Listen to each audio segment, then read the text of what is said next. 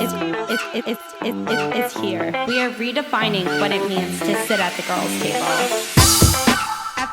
Hey everybody, my name's Alana, also known as Trading Female, and if this is your first time listening, really what I like to do on the girls' table is highlight women voices in crypto and Web3. So today, I am so excited to have Sandy Carter. Sandy is the SVP at Unstoppable Domain. She's a businesswoman, a speaker, and also an author of 5 books. So Sandy is a really close friend of mine, both IRL and virtually. And Sandy, thank you so much for coming today. I'm so happy to have you on the girls' table. I am so excited that you did this, Elena. You're so bold to start your own podcast, which I think is great. And it's a pleasure to see you again virtually as well as in real life at NFT NYC. It was so funny. I met Elena and her mom at a Broadway show in New York City. What was that? Was that Sunday, I think? That was Sunday right beforehand. Yeah, and Sunday, Sandy, yeah. I have to correct you. It's Alana. Oh, Alana. Oh, sorry. Oh, I said Elena. Sorry, Alana. Yeah. No. It happens all the time. I'm like, you know what? Just gotta rip off the Band-Aid. Yeah. Well, I have to tell you a funny story. I went to dinner with a partner at NFT NYC. And throughout the dinner, he kept calling me Patricia. And I kept going, Sandy. And he'd go, Patricia. And I'd go, Sandy. So finally, I just let it go, you know.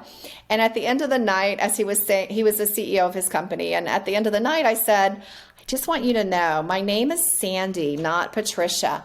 And he goes, well, why did you give me this business card that says Patricia? I had given him someone else's business card. Oh my God. He kept looking at the business card. He was wondering why I kept saying Sandy when my business card said Patricia. So that's too funny. Yeah, and I feel like my name, like it could go by Elena or Alana, and people always mess it up, especially when I used to do Twitter Spaces. But yeah, it's Alana, but all good. But anyway, yeah, I'd love if we could just start. If you could give like a little background about yourself.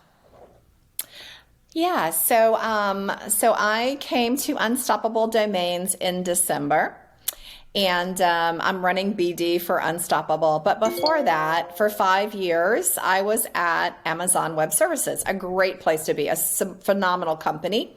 I started our enterprise division, which really helped to train everybody on cloud. So at that time, everybody was like, what is cloud? Why do I need cloud? Very similar to where we are now, right? What is Web3? Why do I need Web3? And then I really progressed to help grow AWS internationally. So we had our public sector and regulated business, and that's how we grew outside. So a lot of great training that came from AWS, a lot of great leadership principles, you know, working backwards from the customer, being right a lot, diving deep. All of those things are helping me now in Web3. And then the last year, Alana, I worked on blockchain. So I had a lot of my customers that were using and leveraging blockchain, maybe not in a traditional Web3 way, right? For supply chain, for financial services applications, for verifying contracts, SLAs. And that is one of the things that got me really fascinated with Web3 was that first entry point with the chain. Wow. And were you investing beforehand in crypto and Web3, or that was really just your first experience? So I don't know if you call it investing, maybe more collecting because I love NFTs. So I was collecting, investing in NFTs beforehand. I really didn't invest in crypto, although I did have a fair amount of crypto. I really used it to learn and go down the rabbit hole. You know, open my own wallet. I think you and I talked, I got rugged. Someone took all my money. I think it's a rite of passage in Web3. And yeah, and then started really looking at the power that Web3 brings to the table and the power of the metaverse, and I just got hooked. Yeah, maybe you could touch a little bit more on how you got rugged and then how you kept going from that. Because I think a lot of people, when they first get rugged, especially in this space, right away, their next action is just to be like, okay, I'm done. Like, I'm not going to invest anymore. So how did you get through that and what actually happened? Yeah, so I did what I tell everybody not to do, which is not to click on a link. I thought someone was sending me, someone said, hey, on Twitter, I'm going to send you a link, click here and do that. Unfortunately, someone else DM'd me with a name that was super close to my friend. I didn't notice it and I clicked on it and they cleared me out of all my crypto. So But what it did for me is it gave me resolve. Like, I consider myself wicked technical. I mean, I've developed machine learning models. I've done data models. I've, coded in 8 different programming languages. So it really pissed me off that someone would rug me and that I would fall for it, being as technical as I am. And it kind of made me want to fix it for others, teach others so that they wouldn't fall down the same trap. Because I feel like there's a lot of scammers out there that are just ruining the power of Web3, and that's how we get painted.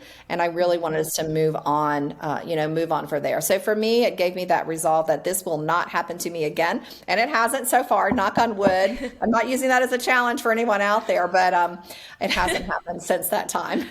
Yeah, and I agree. Like, there's this stigma where if you go in, it's all a rug pull and it's all a scam, and I think we really need to change that because it does happen. I always say, like, if it seems too great to be true, it usually is too great. And so to take a step back, really take your time in this space, but not everything is a rug pull. Not everybody's trying to scam you. And before we really dive into Web3 and crypto, one of my favorite questions to ask to really understand how you got to where you are today is, what did you want to be when you grew up? Well, it's going to be a surprise, probably. I wanted to be an astronaut. And in fact, my dad bought me telescopes. I went to the NASA Junior Engineer Astronaut Training Program. I saved up money forever to get to that program. My dad helped me out. And I was for sure going to be an astronaut. But then I guess, as I got older, I decided, being an astronaut would be cool, but helping people would be better. So I started down a medical path. So I kind of got away from it. But my cool story is at Amazon, because of my interest in going to the moon and space, I actually started our space accelerator. And some of the companies that we were able to fund from AWS, one is actually synthesizing oxygen for Mars right now. One of them sent a snow cone, which is a device that holds storage and data. We sent it to Mars. It has arrived at Mars, and we're testing out, what kind of conditions it's gonna survive in. And then my big claim to fame is I worked with one of our partners on Rover, doing the machine learning modeling and how it would get around on Mars to explore the surface of Mars. And NASA gave me a picture of me on Mars. They took all these phenomenal pictures. They gave me a picture of me on Mars because they knew originally I had wanted to be an astronaut. So I didn't become an astronaut, but I did help with a lot of the exploration of Mars. Do you still see yourself one day going to the moon? Like, obviously, we're trying to make it. Oh, yeah. I'm going to be, now I don't think I'm going to spend $500,000 or whatever the first moon trip took with Elon Musk, but I think I'll get there in my lifetime. I do. And I'm going to sign up as soon as I can. That's on my bucket list for sure. Wow, that's awesome. So now you're working at Unstoppable Domains. And what is Unstoppable Domains? Yeah, well, it has nothing to do with the moon or space. So Unstoppable Domains has a very interesting mission, and our mission is to get a Web3 digital identity into the hands of everyone on the planet. And what that means is your domain becomes your identity, and that identity travels with you. So unlike in Web 2, where you log into Google, you log into LinkedIn, you logged into Instagram, and you're using different usernames and passwords. And for the convenience of using that username and password, you're giving all your data to that company. That company gets to keep everything that they learn about you. So for example, when I came over to Web3 and I got on Discord, none of my material from LinkedIn or from Instagram came with me because that was all owned by, other companies. I had to start fresh on Discord. And so in the Web3 world, you actually take your information with you. So I could use sandy.blockchain or sandy.nft. I can log into a DeFi app like Cook Finance. I can log into a metaverse app like Atlantis. I could log into a game like Sandbox, I'm using that same username and password, which is simply sandy.blockchain or .nft to do that. And then all that data accrues to me. Then I get to decide who I share the data with, how much data I want to share. Like maybe, Alana, maybe I want to, share information about Web3 with you, but I don't want you to know my blood pressure, for example. So I don't share that information. So it really puts control back into my hands, how much data I want to share, when I want to share it, and with whom I want to share it with. So it's a very powerful mission. It's one of the main things that drew me to the company was that it had a purpose and a mission, not just, hey, let's just go make a lot of money. It really is a purposeful mission-based company. Mm-hmm. Now, I want to take a step back for a second. A lot of the people who listen tend to be newer in the space. So what are the differences between Web 1, Web 2, and Web 3? Yeah, so Web 1, you were reading information. Maybe it was Yahoo that you went to the site and you read information off of it and you got a lot of knowledge. By the way, the web then was very decentralized. No one person was collecting, one company, one entity was collecting all of your information. Enter Web 2 during a bear market, actually. And we started not only reading, but writing information. And that was the time when many companies decided that your data is very valuable. And so for the convenience of being able to log in, use their application, they decided to keep data about you. And that's Web 2, where you're reading and writing and data is owned by the company or the government or the entity who owns the application. And then Web 3 comes along, and Web 3 is now back to decentralization, much like we had in Web 1. But a core difference here is now that data is with you. So you own your data and you own your digital identity. So it really is almost back to the future. But really, I think the big difference between Web 2, if I have to sum it up in one word, would be ownership. Who owns the data and who owns the digital identity? Mm-hmm. So now, where are we right now in the space versus where do we need to get, and what are the roadblocks for that? Yeah, so I like to say that we're so early on that it's like when you had a modem, right, before.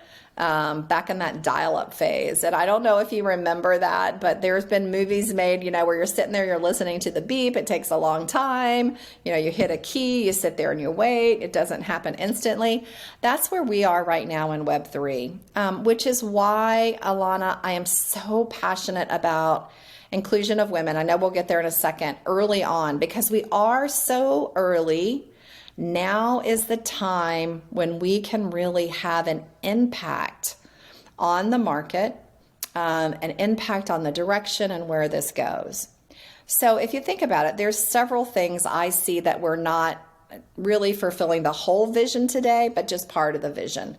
So for example, one of the main premises of Web3 is that it is decentralized. Mm-hmm. But most of the Web3 companies today are building on top of Google Cloud, Amazon Web Services, Microsoft Azure, which are all Web2 centralized companies. So we're not fully decentralized. We are decentralizing some parts of it. I think we'll get there. I would say right now we're kind of in that hybrid Web 2.5 phase, right? Mm-hmm. Where we're still building on top of centralized platforms, but we're decentralizing the rest of what we're working on. I think that's one big one. The other one is on the blockchain. I love the blockchain. It's like one of my favorite technologies ever invented. However, it is very expensive. So still today, many Web3 companies, they have to make a choice of what goes on-chain and what goes off-chain. And what I mean by that is what goes on the blockchain and what goes in a relational database, which is very Web 2 and centralized. So still today, you'll see a lot of Web3 companies that will have a lot of their data on the chain, but then a lot off chain just because of the expense of the chain today. So I know that's one thing that we're working on. You can see lots of different solutions for that. And how they're coming together. We're not quite there yet, so we can't really scale. The expense is still there. And then I would say the third biggie is the user interface. It's hard, right? I mean, hard. I'm doing classes on how to set up your wallet. Like, why should you have to do you ever go to a class today on how to open a bank account? Not anymore, right? Everybody knows how to open a bank account. It's really easy and simple. That's where we need to get to, how to buy an NFT, how to set up your digital identity, all of that. We just need to put a big wrapper on it. We were chatting at NFT NYC. We were like, we should just go steal a bunch of Apple engineers and put them on Web3 to make everything, really simple and sleek and nice. It would get a lot of adoption in the space. And that includes the terminology too, right? I don't know about you, Alana, but when I came over, there was so much terminology. I was like, what are you talking about? And they would tell me, and I'm like, oh, you mean this? They're like, yeah, but we call it that. I'm like, why do you call it that? Oh, well, we're Web3. And so I think, Web3 is supposed to be much more inclusive, and I think it is. But I think there's a long way to go because we segregate ourselves with our language and, the way we talk, the way we do things as well. Yeah, and I think people forget because we've been in the space for so long, like how hard it was to open up your first MetaMask. Like I remember that I was going to buy crypto way before I did, and I didn't because one day I was talking to my boyfriend and he's like, oh, it's going to be this whole process. I spent all afternoon learning how, and I was like, okay, I'm not going to buy it. And I completely forget about that because now it's like, okay, I live and breathe this space, but it's hard. Like putting money into your Coinbase to then send the money over to MetaMask to then go buy an NFT to send it to a random wallet. And you're like, what is this? So it's definitely harder than I feel like you or I remember because now it's been so long that we've been in this space. So yeah, and that has to change, right? So I've started a little family meeting. I call it my family DAO because my daughters want to learn it. So I'm teaching my daughters. And then my parents, my dad in particular, wants to learn it. And then I've got a brother and a sister-in-law who teach in the school systems. And they're like, oh my God, Sandy, all the high schoolers are talking about this. You have to teach it to us. And so, this is really multi-generational. And therefore, it has to be easy. Like if you want your mother or your grandmother to do it, it's got to be so much easier than it is today. And I think that's a great opportunity for entrepreneurs out there to make this easier and more consumable because there is so much interest from like my daughter's age all the way up to my grandparents. They all want to be part of it, and it just needs to be easier. Yeah, Sandy, I have to send you a video later. You met my mom, but I taught my mom, my dad to open up a MetaMask. It took over an hour. There's 4 buttons. It's really, you sign up, you write down a password, you write down your seed phrase, you press enter. And it really took an hour. They were just like so scared. It was something that they didn't know. They're like, what is this seed phrase? What am I doing? And then to get actually money over to their MetaMask, I ended up having to send them money because they couldn't connect their credit card. There were problems with identity, and everything was just so much harder than it needed to be. And so that's when I remember, I'm like, wow, we are still so early because this took over an hour and this should have taken 2 minutes. 2 minutes. I agree. The other funny thing, it was really not funny, but your seed phrase is so important. And I was doing a class like this, and I said, okay, now keep your seed phrase, put it somewhere safe because you need that all the time. Never, ever, ever share it with anybody, right? Mm-hmm. And what happened was in the chat, Alana, they copied it over and they put it in there and they said, do you mean this? I was like, yes, no. I do mean that, but now you've got to start all over. So, so it's just too hard. There's just, and how can you fault them? They were like, okay, which now was my seed phrase? Like, which one do I need to keep safe? And so because we were doing it on Zoom, I guess they felt like they had to copy and paste it in. Wow. So it is too hard for sure. I mean, and you and I are, like your mom was super intelligent. My dad has run successfully 3 businesses. So it's not like, they have challenge learning. They get it. It's just hard. It's just too hard. Yeah. I want to jump back into digital identity because I feel like it's going to be such a prevalent part of Web3 in the future, but I'm really just trying to understand it all and what it's going to take to get there. So right now we use licenses, we use passports, we use social security numbers to really prove our physical identity. And then we say a lot, okay, in Web3, Alana.crypto, Alana.nft, this will actually prove my digital identity. And I'm just curious, like, how will that actually prove who I am? Great question. So So kind of the first step in that digital identity is that you link your domain up with your crypto wallet and your email address. So if you think about it today, your phone number and your email has probably stayed with you forever. Like I just got an email this morning from someone from high school. Like my email, I haven't really changed my Gmail account in forever. Sandy, I still have an AOL account. I use my Gmail now, but I still have one. Still check it. I'm like, oh my God, this is embarrassing considering I'm so deep into Web3 and I still have an AOL. But I didn't even know AOL still had email accounts. yeah. Okay, there you go. Okay. And so what this does is it links that domain to your email and to your wallet. Now, the second step is something called a humanity check, and you can choose to do this or not. And what it does is you use the camera on your phone and you take a picture of, your face side to side, and then you show a government issued ID or, anything that can prove your identity. That then takes digital identity to another step, which then validates that there is one Sandy, one Alana, not multiples going around. Now, why is that so valuable? Well, it's valuable to us because many states now will take that instead of a government issued ID. Not all, but some, especially many of the progressive cities like New York City or Miami, for example, or Abu Dhabi if you travel abroad, or Singapore. They will accept that in place of a government issued ID because you validated it. It's now on chain, so it's, immutable. So if you think about that, what that enables you to do now is to have more freedom in the way that you travel and the way that you prove who you are.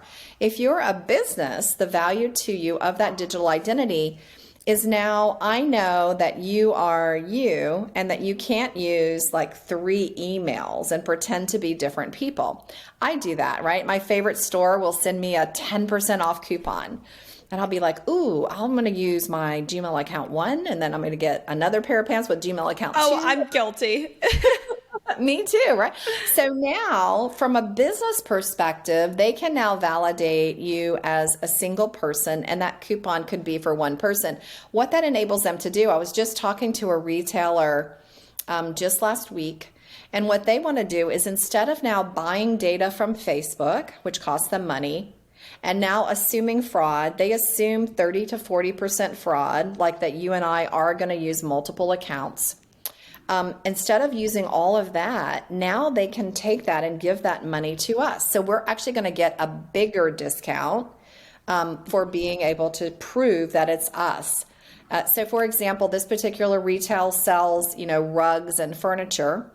They typically do a 20% off coupon, and with their calculations, they feel like they could give $1,500 to people based on all the money they're going to save from not paying Facebook for that data. And you could fill in it's not just Facebook, and also with all that fraud. That's a huge benefit to the retailer as well as to us as well. It's just one example. There are many examples of the power of this digital identity. Now, right now, can I just open up another wallet, because I own like Alana.crypto, Alana.nft, can I just tie those to different ones? And who's to say that that's not me? Like, where is that step where now you're kind of taking that Web 2 where you have to add in your license, you have to add in your passport. So how does that really relate to the whole thing? Because now I feel like it's not decentralized and we're really just like proving who we are. So it is decentralized because the only people who store that data is us. It's now not stored with a government or stored with someone else. We just have to prove it. So that means it is decentralized, that I don't have it. Like Unstoppable Domains doesn't have that data. Think about how many people do have that data about you today. A lot. A lot of people have that data today. Now, you have a choice of doing Humanity Check. It's always an option. So if you had multiple wallets and you did Humanity Check would prove that you are a single person with multiple wallets. Because it validates a person, which there's one of you. Maybe there's 2. I don't know. You're all over the place. So maybe there are 2. But it validates that one person with multiple wallets if you want it to. Now, people in Web3 are really scared of this because there's this whole stigma around like you want to be anonymous. So how does that really relate to it? So if you do want to be anonymous, because it's a choice, it's not mandatory, you don't have to link your personal identity into your wallet. You can completely skip that. And in fact, what we are seeing are what I would call Web3 natives or crypto natives are opting out of that. However, we just did a domain drop for Abu Dhabi. We gave away 1 million domains to all the women of Abu Dhabi. And they're a mix, right, between Web 2 and Web 3. Most of them opted in because they know that we're not storing that data, it's just for them. So as we get Web 3 more mainstream, I do think you'll see more people opting in, but I do think the Web3 purist and the crypto purist will not opt in for that. And so some of those benefits and some of those rewards may not be available because you don't opt in for that. There's a trade-off, right? But now at least it's very clear what the trade-off is. Today it's not, right? Your data is just, if you log in, your data is just used and taken. Now you decide, okay, if I want to get that $1,500 coupon, I might need to do humanity check. If I don't have to. So there's an option, there's a choice. Now you have a choice of how you do it. But there are other, I think, valuable uses too. So we're working right now with a university. And one of the things that they're going to put as part of NFT data is your diploma, maybe classes that you've taken. So for example, my daughter wanted to take a couple of computer animation classes that didn't exist at her high school. So we signed her up at a community college. To get that transcript so that she could use it when she goes to university was so incredibly hard. Like I had to fax something. First of all, I had to find a fax machine. Like, where is there a fax machine? Yeah. Right? I had to fax them information because they felt that that was the most secure way to do it, was a fax. They snail mailed me. So like an actual letter in the mail, her transcript. Like a piece of paper that now I have to keep track of. So this university is looking at digitizing all of that, making it into an NFT that would be stored with me. So how cool is that? So now my daughter could take that digital record of the classes that she took and now transfer that, because it's on chain, it's all verifiable, to a university, which will prove that she took those classes. Or let's say that I was applying for a job, I could use that to say, hey, I graduated from Harvard, right? I have that proof that I actually graduate. Now I don't have to go to the school, have them send transcripts and all that. There's a lot of savings in some of that too. And that, again, doesn't require a humanity check, but it really eases your way of doing business, I think. I think that's going to be so important. I think we've talked about before, actually, like having your health records on there, having your passport, your visa, like even if people can't see it because it's encrypted, you could still send it and then approve of that information being sent. It's not like I could go to your wallet and necessarily see all your health records, but like at least it'll be encrypted enough where if I approve of it being sent, then my doctors could see it, then my new like skincare doctor, whatever the case may be, it could go ahead and see that. But right now, that's not the case. It's, as what you said, it's calling up the old doctor, it's requesting it to be sent, it's proving who I am, it's sending a fax, it's sending a signed letter, whatever it is. And it's crazy that we don't have that today. So in your estimate, like when do you see this world where it's all going to be on the blockchain?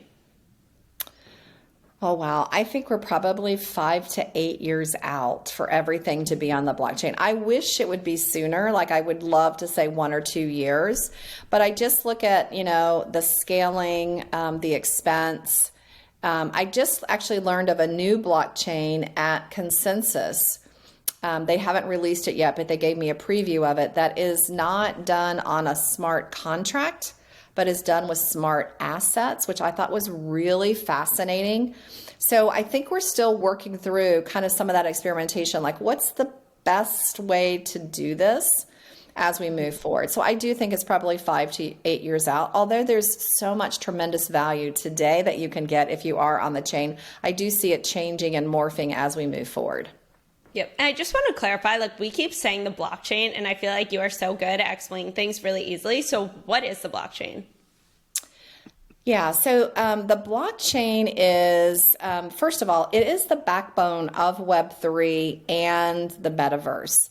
I know some people like to say, oh, it's the blockchain or the metaverse, but it's really not. It's the backbone of Web3 and the metaverse.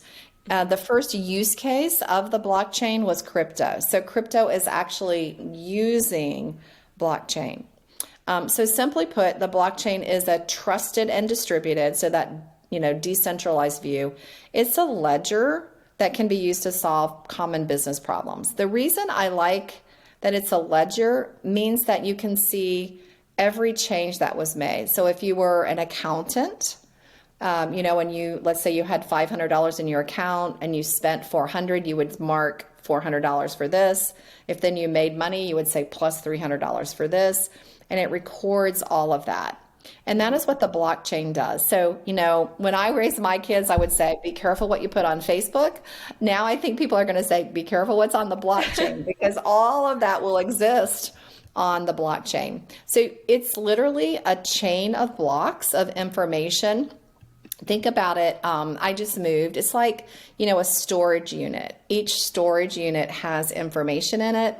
You could think about each storage unit as a block of information.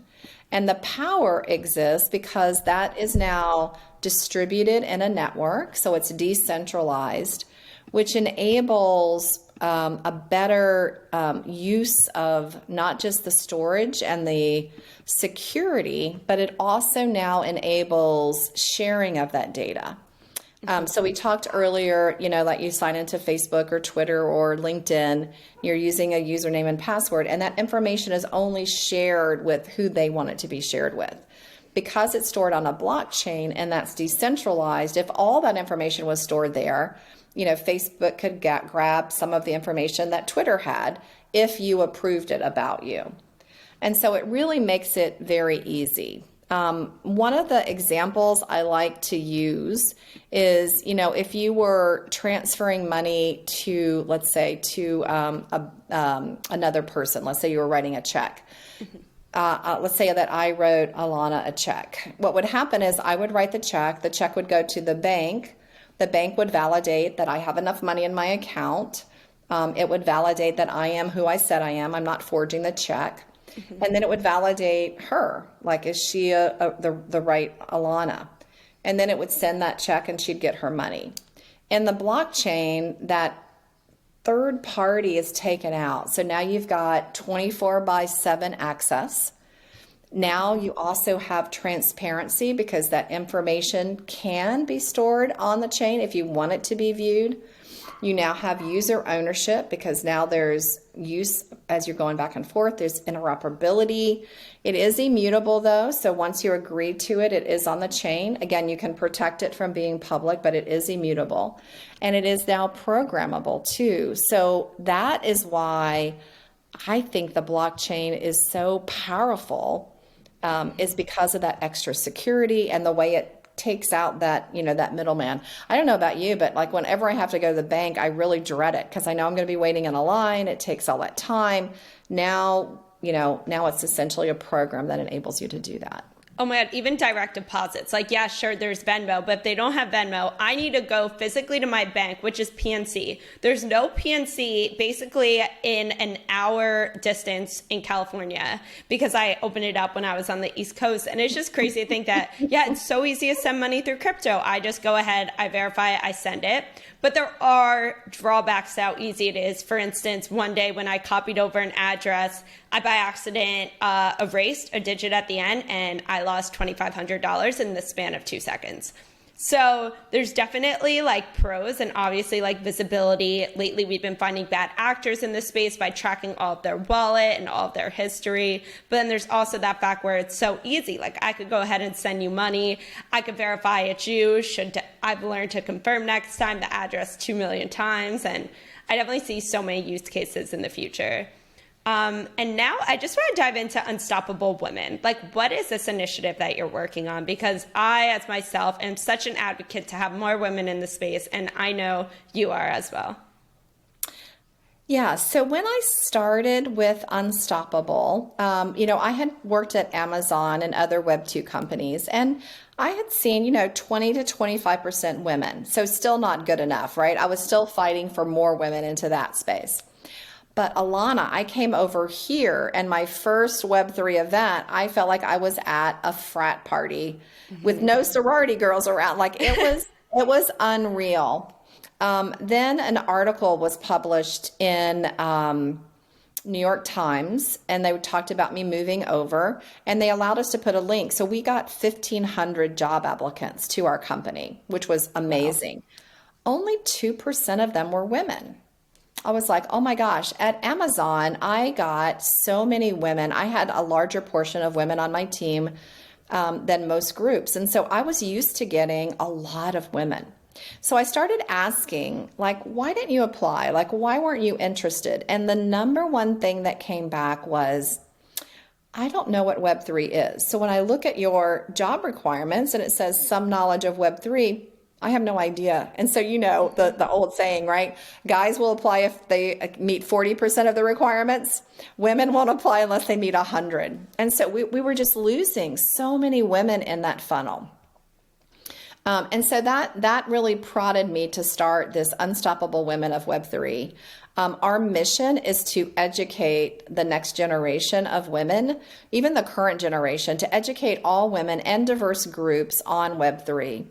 And I founded it with companies. So, there are so many other amazing groups out there like BFF. That's really for the individual, right? You and I both belong to it. And it's very powerful because it helps you as an individual.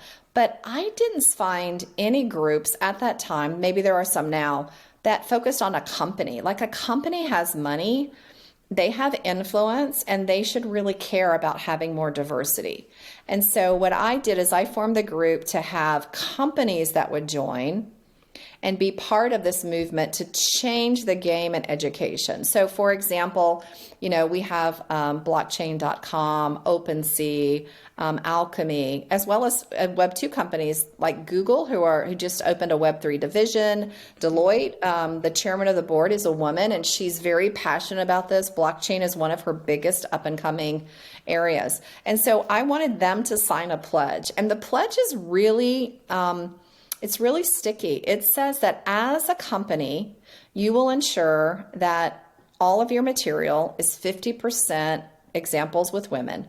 That means blockchain programmers, that means artists, that means everything that you do, that your speakers have to be women, all right? How many conferences have we gone to where people will call me up and they're like, you have to speak. And I'm like, oh, why do you, I'm so honored. Why do you want me? Oh, you're a woman. I'm like, no, I don't want to be chosen because I'm a woman. You get this too, right? Yeah, and I think the biggest thing that never used to bother me lately is when they say, oh, it's a women panel. Like, no, it shouldn't just be a women panel. Like, women should be on the normal panels, and we all should just have, like, a good variety of both men and women. But in the beginning, I'm like, what do you mean? That's awesome. Like, having a women's panel. And now my mind has shifted where I'm like, no, almost every panel should have women because women are just enough of a presence as men are. So that's something too, but... And that's why we're starting a speakers bureau, because we want to, because I have conferences call me all the time and they'll say, I just had one the other day from San Francisco. They said, we need more women. Or in Paris, I got this call and they said, and it's good that they're looking at it. We need 70 more women speakers, Sandy, because we feel like we have too many guys. And so, but it's not scalable to have people call me, right? Or call you and say, hey, who are some other women? So we're going to do a speakers bureau. We also published a list of 100 inspirational women in Web3. You're on the list too. But I did that because a lot of people were saying to me, well, there are no women. And there are a lot of women. We just need to make them more visible and raise them up. So we were going to publish the list once a year. We're going to do it twice a year just so we can get more women out there, more women speaking. And one company, I love this story because one company told me, well, Sam, I can sign this pledge tomorrow because all of my material is very diverse. And I said, okay, just go do an assessment of it and then come back and confirm. I just want it to be true. I don't want you just to sign. And they came back and they said, oh my gosh, every time we talked about a blockchain programmer, It is a guy. And it's not just a guy, it's a white guy, probably 25 years old with a hoodie. Like there's no age, there's no racial diversity, there's no gender diversity. And so they were like, and I applaud them for this. They were like, thank you for having us go do that because we had no idea. We would have sworn that our material was diverse. And that's really, I think, the impact we're having. On March 8th, when we launched, we had 35,000 women we trained. And now we're doing more YouTube videos for education. We have Twitter spaces, and we have our in-person events where we're educating more and more women. So we would love to have all of you come and join us. And in particular, more companies who really want to step up and ensure that their training has that diversity element in it. Well, I love that, Sandy, and I can't wait to see what you continue to build in the space and the impact that you continuously have on both women and just individuals in general. And I just want to end it with, if you could sit next to anybody at the girls' table, who would it be? Ooh, anybody at the girls' table. How about if I said, well, this is kind of crazy, but I was just doing research last night on Saatchi. And I was like, I think it might be a woman. I love that. I think it might be a woman. And if so, I would love to sit next to her and just talk to her first about why she's hiding her identity, what she's doing, why she's doing it. I would love to know that. I think that would be really, really fascinating. I truly believe it's a woman, but I'm curious to know why you think it's a woman. Well, so last night I went back and I read a lot of material and I looked at how things were formed and done. It seems very collaborative. A lot of the traits I see in women that really pop out seem to be kind of an earmark, a trademark, I guess, of the approach. And that's why I feel like it could be a woman. Plus, I think it would be a big surprise, like a big reveal, I met so many people who tell me, I'm really Satoshi. And I'm like, I don't think so, because if you're telling me, you would tell the world, right? 100. Wow, I love that. I love that answer. And any last minute advice you have for the listeners today? I would say that you are still early. Jump in now. You're not late. I hear so many women, Alana in particular, say to me, oh, well, it's too late for me to start. I'm like, no, we're still learning this. And in fact, like every week, like you have to relearn.